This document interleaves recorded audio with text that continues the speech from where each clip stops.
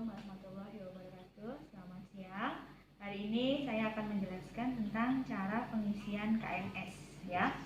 Jadi KMS itu ada di buku KIA. Biasanya kalau ibu melahirkan atau ibu hamil, ketika periksa ke rumah sakit akan dapat buku seperti ini.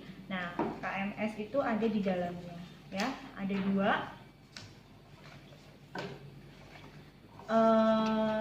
Ini dapat apa nih, perencanaan persalinan ya. Ini nggak perlu, saya kasih bawah aja. Jadi KMS untuk anak laki-laki warnanya biru. Ini bisa dipakai sampai usia 5 tahun ya, sampai 60 bulan, 5 tahun. Kemudian ini untuk anak perempuan ya, sama. Nah, saya mau jelaskan tentang pengisiannya. Oke, jadi misalnya gini ya, si anak ini lahirnya bulan Januari 2021. Nah, berarti umur 0 ini itu adalah ketika anaknya lahir ya, kita tulis. Jadi kita tanya ke ibunya kan, Bu, kapan anaknya lahir? Oh, Januari, tanggal 5 Januari 2021. Oke, berarti di sini kita tulis Januari 2021 ya, tanggal 5. Berat lahirnya berapa? 3.300. Oke, kita tulis 3.300 ya. Kemudian bulan depan ya, kita akan tanyakan lagi ibunya apa namanya dan adiknya kita timbang, kemudian penimbangannya itu berapa. Misalnya penimbangannya beratnya jadi 4.150, maka kita tulis di bulan Februari ya, bulan berikutnya Februari itu jadi 4.150. Nah, di sini ada tulisan KBM. KBM itu apa? Kenaikan berat minimal. Jadi seharusnya di sini ada keterangan ya, dikatakan naik ya. Dikatakan naik bila grafik BB berat badan mengikuti garis pertumbuhan. Ini garis pertumbuhan. Jadi harusnya nanti garisnya itu naik seperti ini ya. Atau kenaikan berat badan sama dengan KBM, kenaikan berat minimal. Oke. Jadi kenaikan berat minimal itu kita lihat ini ya. Jadi dari mulai 0 ke 1 tahun, 1 bulan itu kenaikannya minimal 800. Jadi kalau ini 33, sekarang beratnya 4150, apakah sudah naik 800? Sudah. Nah, ini bisa dikatakan bahwa berat badannya naik ya, atau kita bisa garis.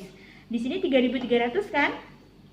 Kita bisa kasih titik ya. Ini 1, 2, 3. Di sini titiknya.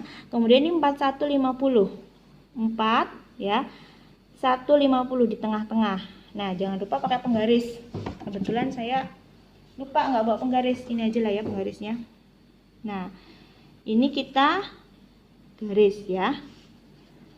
Oke. Nah, ini kan garisnya ini kan ini ya, apa sih namanya, mengikuti garis pertumbuhan kan, tidak mendatar atau tidak menurun. Ini artinya berat badannya naik.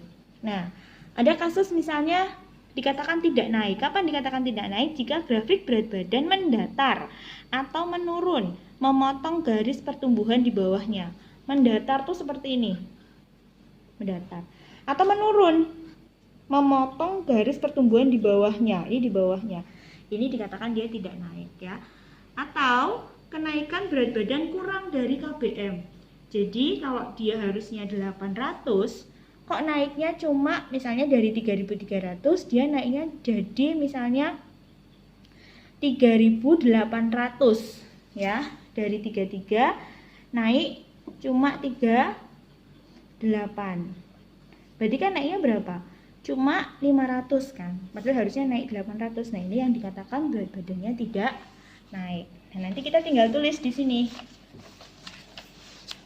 Kalau misalnya 33 ke 38, berarti ini tidak naik. Ya, kalau naik nanti kita tulis N ya. Karena kita tanyakan juga apakah ibu dikasih ASI eksklusif atau tidak. Jika iya kita contreng, jika tidak kita silang. Nah, mungkin seperti itu untuk pengisian KMS.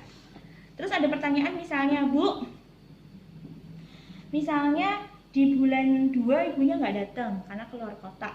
Kemudian bulan ketiga datang lagi. Apakah nanti garisnya akan kita sambung dari 1 ke 3 itu tidak usah digabung, tidak usah disambung. Jadi yang disambung itu kalau dia urutannya per bulan datang terus. Tapi kalau misalnya ada lowong, ada kosong, itu tidak usah disambungkan ya. Oke, mungkin itu untuk KMS ya. Saya hanya ingin menjelaskan tadi apa yang dimaksud naik dan tidak naik. Saya rasa sudah cukup. Terima kasih atas perhatiannya. Kalau ada diskusi nanti kita diskusikan. Terima kasih, selamat siang.